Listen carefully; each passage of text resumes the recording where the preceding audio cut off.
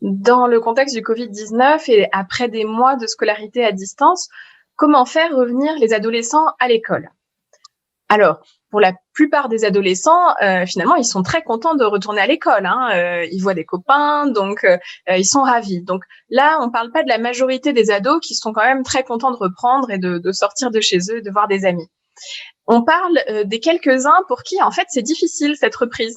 Ils étaient bien à la maison et ils sont tous stressés, angoissés à l'idée de reprendre. Souvent, ça peut être des ados un peu discrets, un peu sensibles, qui aiment bien être prévenus en avance, qui aiment bien que les choses soient prévisibles et qui peuvent avoir peur quand il y a des changements. Donc, c'est très important de reprendre petit à petit. Déjà, de se poser la question, est-ce qu'on est une famille où on a un peu peur des changements, où on aime bien la routine? Souvent, il peut y avoir des traits de famille, comme ça, des familles où on aime bien les choses bien organisées, prévenues en avance, etc. Et donc, dans ces familles-là, le confinement, ça a pu être un moment où on était dans sa petite bulle, tous ensemble, avec le rythme, et finalement, ressortir pour voir le monde extérieur, ça fait un peu peur. Donc déjà, en tant que parent, se poser la question, est-ce que moi aussi, j'ai un peu peur de reprendre la vie dans le monde extérieur? C'est important parce que on peut des fois transmettre un peu du stress aux enfants quand on est soi-même stressé. Et ensuite, se dire, bon, tout ça, c'est un travail d'équipe, on va y arriver en famille et on va petit à petit se réhabituer à sortir. Et donc, ça passe par découper en petites étapes la reprise. Si on sait qu'on doit rentrer à l'école le 5 septembre, on va s'y prendre le 1er septembre. Et le 1er septembre, on va commencer par faire une sortie, une balade, aller voir l'école de l'extérieur.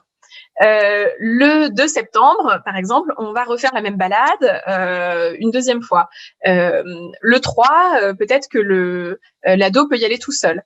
Et ensuite, le 4, se préparer en ayant déjà tout organisé pour être prêt à l'heure de la reprise. Donc ça, c'est des petites techniques. Bon, c'est un peu des astuces, mais mine de rien, ça joue. Parce qu'à chaque fois qu'on a fait le trajet, à chaque fois qu'on se prépare, on est moins stressé, le corps s'habitue en fait à ces petites étapes.